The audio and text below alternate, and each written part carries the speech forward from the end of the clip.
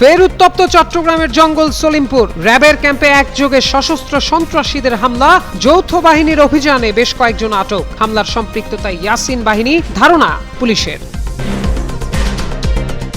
ঢাকা টাঙ্গাইল মহাসড়কে নিয়ন্ত্রণ হারিয়ে উল্টে গেল রড সহ যাত্রী বোঝাই ট্রাক। ঘটনাস্থলে প্রাণ হারালেন অন্তত 15 জন। আহতদের নেওয়া হয়েছে হাসপাতালে। 10 জেলার দিকে ধেয়ে আসছে ঝড়। সংশ্লিষ্ট নদী বন্দরে সতর্ক সংকেত, নৌযান চালকদের নিরাপদে থাকার পরামর্শ। নতুন পে স্কেলে 13তম গ্রেডের শিক্ষকদের বর্তমান বেতন দ্বিগুণ করার সুপারিশ। সুনির্দিষ্ট ঘোষণার অভাবে চরম দুশ্চিন্তায় এমপিওভুক্ত শিক্ষক কর্মচারীরা। নিম্ন ও মধ্যম স্তরের কর্মচারীদের জীবনযাত্রার মান উন্নয়নে বিশেষ নজর। অবশেষে পরিচয় মিলল নাসির উদ্দিন পাটোয়ারির ওপর হামলায় অস্ত্র সদৃশ বস্তু হাতে নেয়া যুবকের। সেই চায়না স্টিকধারী হলেন এনসিপির স্বেচ্ছাসেবক, গুপ্ত সংগঠনের সদস্য বলে দাবি ছাত্রদলের।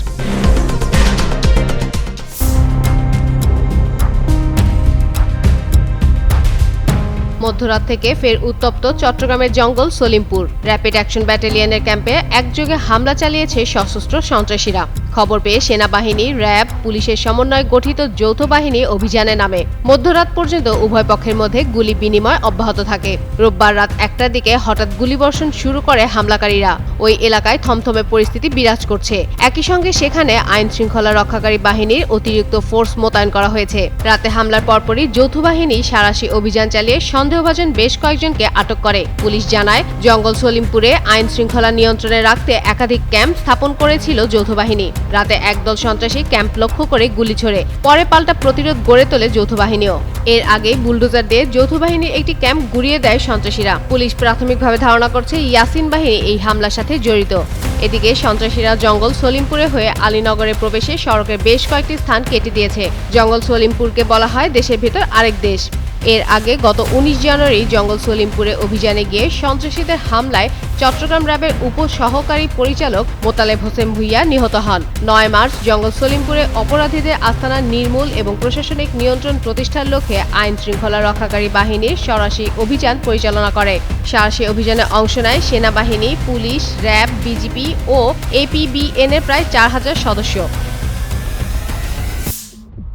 আসছে পবিত্র ঈদুল আজহা। পরিবার স্বজনের সঙ্গে ঈদের আনন্দ ভাগাভাগি করতে ঘরমুখ মানুষের ব্যস্ততা বাড়ছে প্রতিদিনই। সড়ক ও মহাসড়কে বাড়ছে যানবাহনের চাপও। এই আনন্দঘন সময়ের মধ্যে টাঙ্গাইলে মর্মান্তিক সড়ক দুর্ঘটনা কেড়ে নিল 15টি প্রাণ। আহত হয়েছেন আরো কয়েকজন। সোমবার ভোর 4:30টার দিকে ঢাকা টাঙ্গাইল মহাসড়কের যমুনা সেতুর পূর্ব পাড়ের সরাতৈল এলাকায় রড বোঝাই একটি ট্রাক উল্টে এ দুর্ঘটনা ঘটে। ফায়ার সার্ভিস ও পুলিশ সূত্রে জানায়, ঢাকা থেকে উত্তরবঙ্গের দিকে যাচ্ছিল রড বোঝাই একটি ট্রাক। সাথে ছিল কয়েকজন যাত্রীও। পথে সরাতেল দক্ষিণপাড়া এলাকায় পৌঁছালে চালক নিয়ন্ত্রণ হারিয়ে ফেলেন। পরে ট্রাকটি মহাসড়কের পাশে খাদে উল্টে পড়ে যায়। এতে ট্রাকের নিচে চাপা পড়ে ঘটনাস্থলে 15 জন নিহত হন। আহতদের উদ্ধার করে টাঙ্গাইল জেনারেল হাসপাতাল ও সদর হাসপাতালে পাঠানো হয়েছে।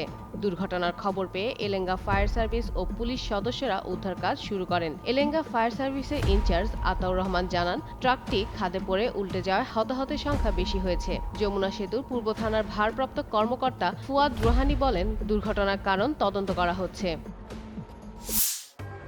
দেশের 10 জেলার উপর দিয়ে আজ দুপুরের মধ্যে ঘন্টায় সর্বোচ্চ 60 কিলোমিটার বেগে ঝোড়ো হাওয়া বয়ে যেতে পারে। একই সঙ্গে বজ্র বৃষ্টি হতে পারে বলেও জানিয়েছে আবহাওয়া অধিদপ্তর। সোমবার দুপুর 1টা পর্যন্ত দেশের অভ্যন্তরীণ নদী বন্দরগুলোর জন্য দেয়া এক পূর্বাভাসে কথা জানানো হয়। এতে বলা হয়, রংপুর, দিনাজপুর, বগুড়া, পাবনা, টাঙ্গাইল, ময়মনসিংহ, নোয়াখালী, কুমিল্লা, চট্টগ্রাম এবং সিলেট অঞ্চলের উপর দিয়ে পশ্চিম বা উত্তর পশ্চিম দিক থেকে ঘন্টায় 45 থেকে 60 কিলোমিটার বেগে অস্থায়ীভাবে ঝোড়ো হাওয়া সহ বৃষ্টি বা বজ্রবৃষ্টি হতে পারে। এসব এলাকার নদী বন্দর সমূহকে 1 নম্বর সতর্ক সংকেত দেখাতে বলা হয়েছে।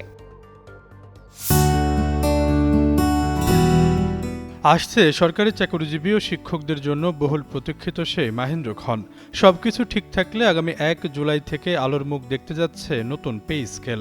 বৃহস্পতিবার সরকারের উচ্চ পর্যায়ের এই বিষয়ে নীতিমালা সিদ্ধান্ত অনেকটাই চূড়ান্ত হয়েছে। তবে এই নতুন বেতন কাঠামো যেমন লাখ লাখ কর্মকর্তা কর্মচারীর মুখে চওড়া হাসি ফোটাচ্ছে, ঠিক তেমনই সরকারি ও এমপিওভুক্ত শিক্ষকদের সমীকরণে তৈরি করেছে এক ভিন্ন আবহ। কোথাও আনন্দের জোয়ার, কোথাও আবার চরম উৎকণ্ঠা। নতুন পে স্কেলের সবচেয়ে বড় সুবিধাভোগী হতে যাচ্ছেন প্রাথমিক বিদ্যালয়ের শিক্ষকরা। সংশ্লিষ্ট সূত্রে জানা গেছে, প্রস্তাবিত কাঠামোতে প্রাথমিক শিক্ষকদের বেতন বড় অঙ্কে বৃদ্ধি পাওয়ার জোরালো সুপারিশ করা হয়েছে। বিশেষ করে ১৩তম গ্রেডের শিক্ষকদের বর্তমান মূল বেতন ১১,০০০ টাকা থেকে বাড়িয়ে সরাসরি দ্বিগুণ করার প্রস্তাব করা হয়েছে। এই প্রস্তাব পাশ হলে প্রাথমিক শিক্ষা খাতে এটি হবে ঐতিহাসিক এক মাইলফলক। সুপারিশ অনুযায়ী নতুন পে স্কেলে সরকারের নিম্ন ও মধ্যম স্তরের কর্মচারীদের জীবনযাত্রার মান উন্নয়নে বিশেষ নজর দেওয়া হয়েছে। ১১ থেকে ২০তম গ্রেডের কর্মচারীদের জন্য বেতন বৃদ্ধির হার তুলনামূলকভাবে বেশি রাখা হয়েছে। একই সঙ্গে তাদের টিফিন ভাতাসহ অন্যান্য আনুষঙ্গিক সুযোগ সুবিধা ও ভাতা বাড়ানোর বিষয়ে ইতিবাচক পরামর্শ দিয়েছে কমিশন। নতুন পে স্কেল নিয়ে যখন চারিদিকে উৎসবের আমেজ, তখন চরম দুশ্চিন্তায় দিন কাটছে দেশের কয়েক লাখ এমপিওভুক্ত শিক্ষক কর্মচারীর। তাদের ভাগ্য নিয়ে একই সঙ্গে তৈরি হয়েছে সম্ভাবনা ও শঙ্কা। নবম পে স্কেল পুরোপুরি বাস্তবায়ন হলে এমপিওভুক্ত শিক্ষকরা আদৌ নতুন হারে বেতন ভাতা পাবেন কি তা নিয়ে এখনও সুনির্দিষ্ট কোনো ঘোষণা আসেনি। অবশ্য এ বিষয়ে অর্থ মন্ত্রণালয় ও পে কমিশনের একাধিক সদস্যের সঙ্গে যোগাযোগ করা হলে তারা কিছুটা আশার বাণী শুনিয়েছেন। সংশ্লিষ্ট কর্মকর্তারা বলেন, বিদ্যমান সরকারি বেতন কাঠামোর আওতায় থাকা সব কর্মকর্তা কর্মচারী নতুন পে স্কেলের সুবিধা পাবেন। সেই সূত্র ধরে বেতন বৃদ্ধির পাশাপাশি অন্যান্য ভাতা ও সুযোগ সুবিধাও নতুন কাঠামো অনুযায়ী ধীরে ধীরে সমন্বয় করা হবে। আশরাফুল ইসলাম, যুগান্ত নিউজ।